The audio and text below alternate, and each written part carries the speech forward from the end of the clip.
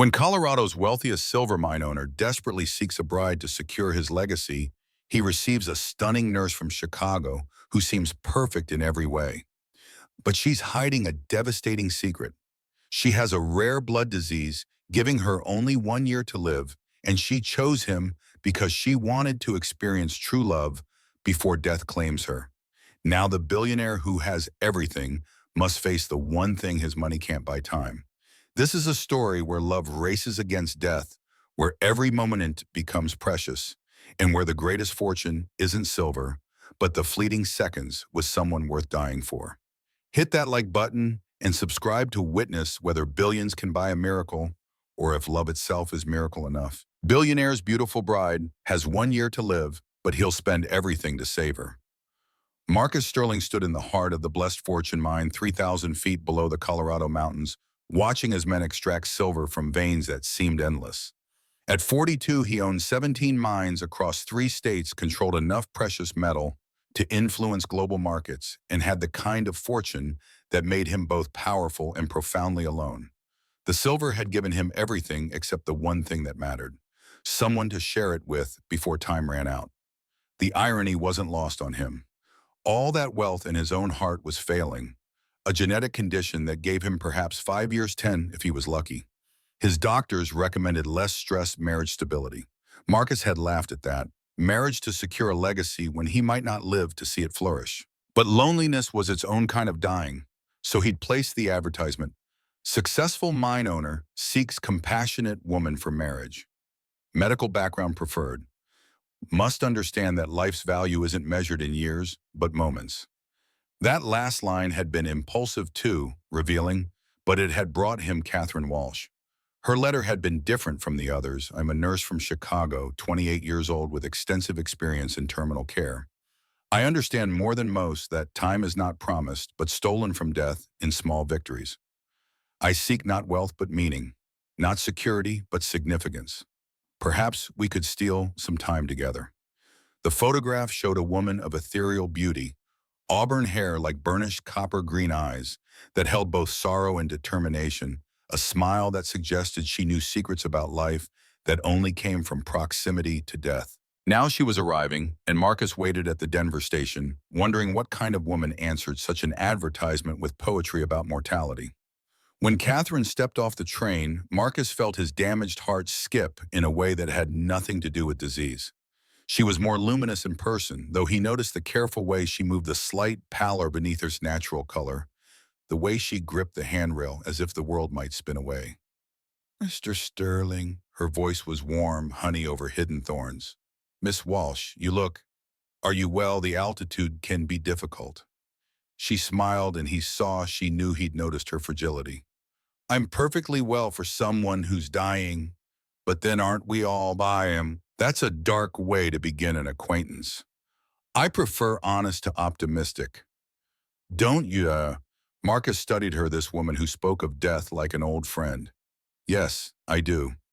The journey to his estate in Silver Creek took 4 hours through mountain passes that made Catherine gasp. Whether from beauty or breathlessness, Marcus couldn't tell. She watched the landscape with the intensity of someone memorizing it. "First time in Colorado?" he asked. "First time in mountains. I've spent my life in cities, in hospitals. This," she gestured at the peaks scraping sky, "this is what I wanted to see before I couldn't anymore."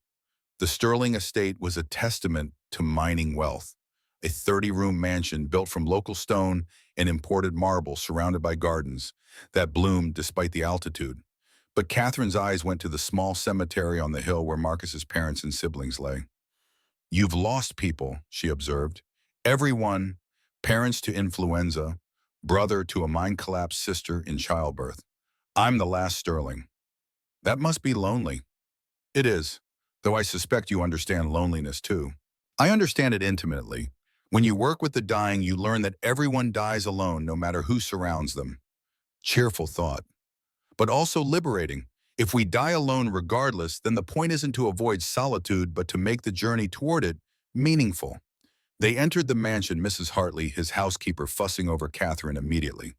"Oh dear, you're too thin and pale. Are you eating enough? Catherine laughed, the sound like silver bells with hairline cracks. I eat plenty, Mrs. Hartley. I'm just delicate. That evening, Marcus showed her through the house, ending in the conservatory he'd built for his mother. Glass and iron creating an eternal summer, despite Colorado winters. It's magnificent, Catherine breathed, touching an orchid with reverent fingers. Like captured paradise. My mother loved flowers. She said they were proof that beauty didn't need to last to matter. Your mother was wise. The most beautiful things are often the most temporary. Like what? Sunsets, snowflakes, first love, life itself. Marcus moved closer, drawn by something he couldn't name.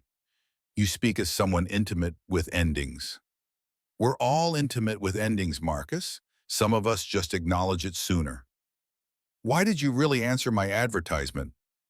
Catherine turned to face him fully, and in the conservatory's humid warmth, he saw the truth written in the shadows under her eyes, the slight tremor in her hands, the way she breathed as if air was rationed. Because I'm dying. Not someday, not eventually, but soon. A rare blood disease that's giving me perhaps a year. I answered because your advertisement suggested you understood that time isn't guaranteed, because I want to experience love before I experience death. Marcus felt the world tilt. You're dying. A plastic anemia, aggressive and treatment resistant. My bone marrow is failing. My blood doesn't regenerate properly. Every day is borrowed. But you're a nurse. Surely there are treatments. I've tried them all. Transfusions help temporarily. A bone marrow transplant might work, but I have no family for matching, and the wait list is longer than my life expectancy. Why tell me you could have hidden it? Because deception is another kind of dying. I want to live truthfully in the time I have left. Marcus sat heavily on a wrought iron bench processing this revelation. His bride-to-be was dying. He was dying. They were quite a pair. I should tell you something too, he said finally. My heart is failing. Genetic condition. I have maybe 5 years. Catherine laughed, bright and surprising. We're perfectly matched then. Both racing against clocks we can't stop. You find that funny. I find it poetic. Two dying people finding each other like destruction, recognizing itself in a mirror. Or like two people who understand that tomorrow isn't promised, so today better count. She sat beside him close enough that he could smell her perfume. Roses and something medicinal. Should we marry? She asked with surprising directness. Two dying people pretending forever. Maybe that's exactly what we should do. Make promises we know we can't keep, build something we know won't last. Why? Marcus took her hand, feeling how fragile her bones were beneath the skin. Because the alternative is dying alone. And because maybe between us we have one perfect lifetime instead of two broken ones. They married a week later in the conservatory, surrounded by eternal summer, while autumn claimed the mountains outside. Catherine wore ivory instead of white. I'm honest about not being innocent, she'd said, and Marcus wore his finest suit, though he noticed how loose it had become as his heart weakened. Judge Morrison, an old friend, adapted the vows. Do you take this woman knowing time is limited, choosing love anyway? I do. And do you take this man knowing endings are inevitable, choosing beginnings despite them? I do.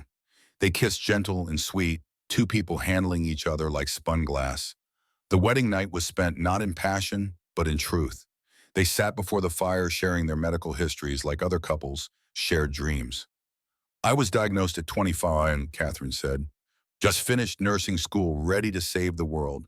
Instead, I learned I couldn't even save myself. Did you try experimental treatments? Everything. Some worked briefly.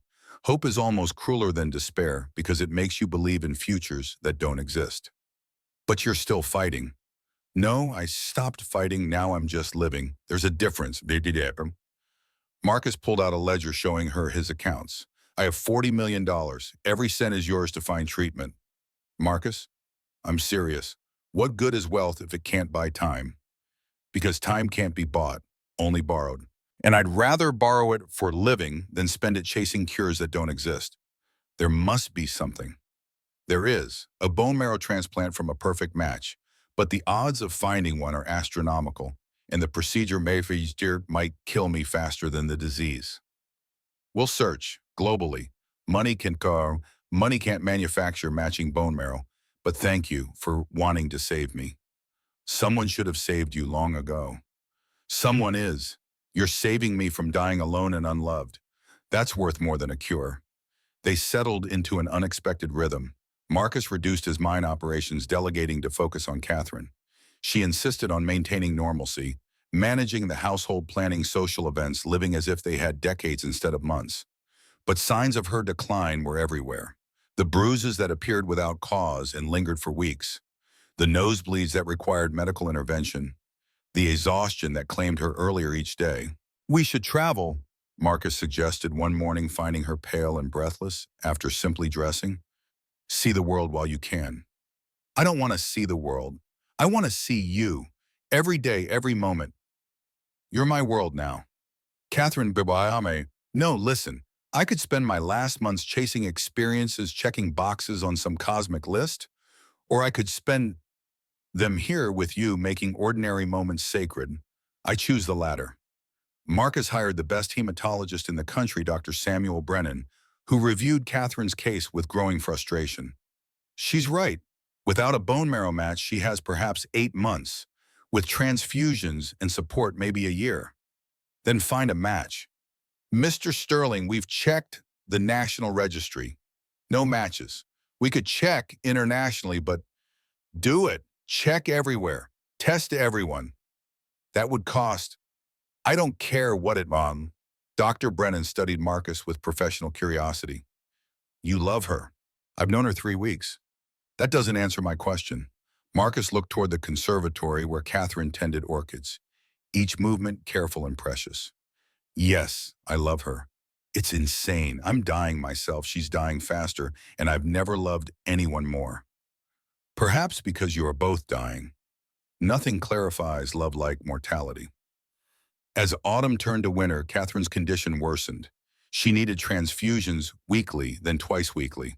Marcus converted a room into a medical suite, hiring nurses, though Catherine insisted on directing her own care. I know this disease better than anyone, she said, checking her own blood counts with practiced efficiency. I've been dying of it for 3 years. You never told me how long you'd been sick. Would it matter 3 years or 3 days? The ending's the same. One December evening, as snow turned the estate into a crystal palace, Marcus found Catherine writing letters at his desk. What are you doing? Writing goodbye letters for after. Catherine, don't. Someone needs to. You won't be able to, and there are things that need saying. Such as, Sin. She held up one envelope, his name in her increasingly shaky handwriting. Such as how you gave me what I thought impossible, a love that transcends time. Such as how every moment with you has been worth the years I won't have. Stop talking like you're already gone. I need to, because when I am gone, you'll need these words. Promise me you'll read it. I promise, but not yet. Not for a long time. Catherine smiled sadly. Marcus, I'm down to 30% blood production. My heart is working triple time to move what little blood I have. Dr. Brennan gives me 2 months, maybe 3. He could be wrong. He's not. I can feel it. The emptiness growing like I'm becoming translucent. The international search has found nothing. Marcus, you need to accept. No, I don't accept. I won't accept. That night, Marcus did something desperate. He contacted every connection, legal and illegal, offering rewards that made headlines. 10 million for bone marrow match. The response was overwhelming. Thousands tested, none matching. January brought a blizzard that trapped them in the estate for a week. Catherine could barely leave bed, now her body failing rapidly despite constant transfusions. Marcus moved his office to her room, conducting business beside her bed, reading to her when she was awake. You don't have to watch me die, she said one afternoon, her voice barely a whisper. I'm not watching you die. I'm watching you live. Every breath, every word, every smile. That's living. Most people would find this depressing. Most people haven't loved someone the way I love you. We've been married 3 months, and they've been the most real 3 months of my life. Before you, I was just accumulating wealth. Now I'm accumulating moments. Yes, soon you'll only have memories. Then I'll be the richest man alive, Because I'll have memories of you. Dr. Brennan arrived through the blizzard with news that would change everything. We found a match. Marcus leaped up. Where who? A prisoner in federal penitentiary, Samuel Trent. He's serving life for murder. I don't care if he's serving life for genocide. If he matches, he does. Perfect 10-point match. But Marcus, he wants something in return. Money, freedom, full presidential pardon. That's impossible. That's his price. And even if you could arrange it, there's another problem. Catherine might not survive the procedure. She's so weak. Marcus looked at his wife, pale as the snow outside, barely breathing, barely there.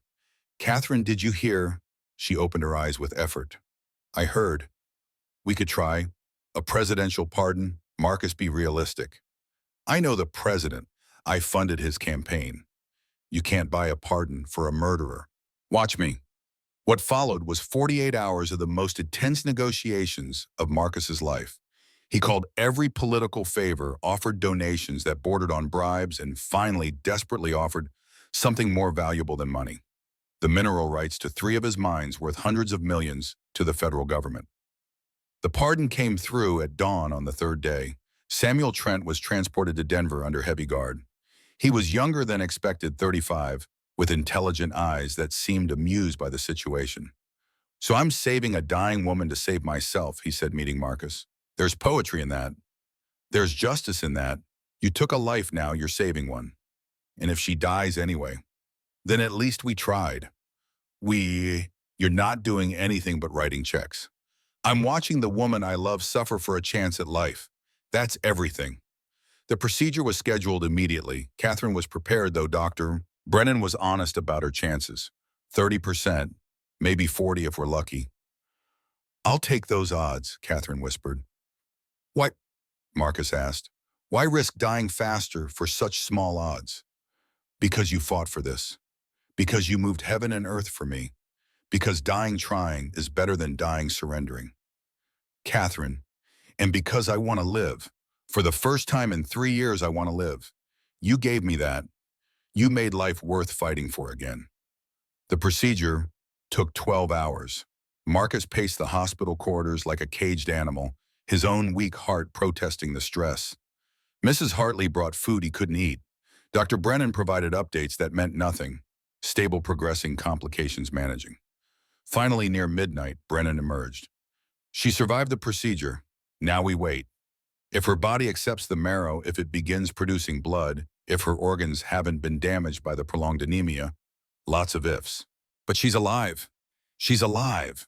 Marcus was allowed to see her in the sterile room, gowned and masked to protect her compromised immune system. She looked smaller, frailer, but her eyes were open.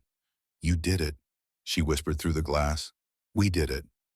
I might still die, but you might live. For how long? Even if this works, the disease could return. Then we'll fight it again and again, as many times as it takes. Your heart won't last that long. Then we'll fix that too, one impossible thing at a time. The next weeks were agony. Catherine's body struggled to accept the new marrow. She developed infections, rejections, complications that required constant intervention.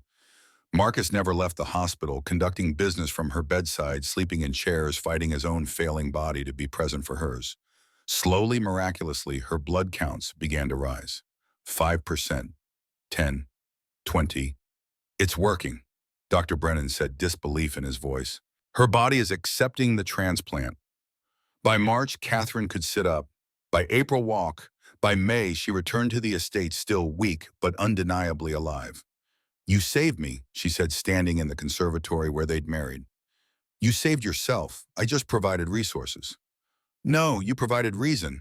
I was ready to die until you made me want to live. And now I want everything.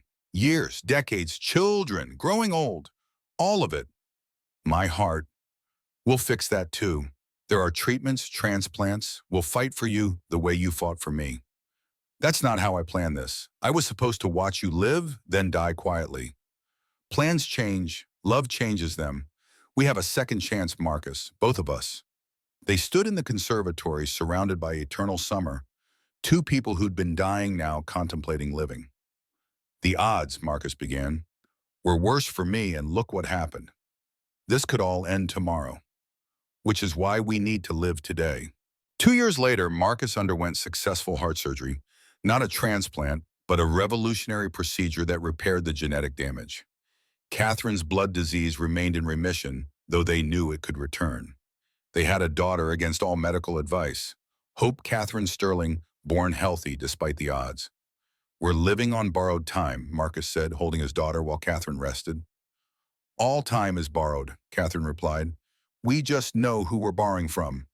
"And what do we tell her about how we met, about how we almost lost everything?" "We tell her the truth, that love isn't measured in years, but in willingness to fight for more years. That money can't buy time, but it can buy chances. That sometimes the dying save each other." She'll think we're crazy. We are crazy, beautifully, impossibly crazy. 5 years passed, then 10. The disease never returned for Catherine. Marcus's heart held strong. They watched their daughter grow, had a son, built a life on the foundation of borrowed time. On their 15th anniversary, they stood in the conservatory, older, scarred by their battles with death, but triumphantly alive. "I was supposed to die," Catherine said. "We both were. But we didn't. No, we lived. Against all odds, we lived. Was it worth it? The fear, the pain, the uncertainty." Marcus pulled her close, thinking of all the moments they'd almost lost, all the tomorrows they'd fought to see. Every second, every heartbeat, every borrowed breath. Even knowing it could end tomorrow. Especially knowing that, it makes every day a victory. "Then we're the richest people alive." "No, we're just alive. That's rich enough."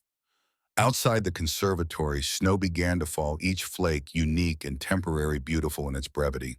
Inside, two people who cheated death held each other, knowing that the true miracle wasn't that they'd survived, but that they'd found each other in time to make survival worth fighting for. The Silver King and his dying bride, who discovered that the greatest wealth wasn't in mountains of metal, but in moments of grace, and that sometimes, just sometimes, love is stronger than death. Not because it prevents dying, but because it makes living, however briefly, worth every borrowed breath.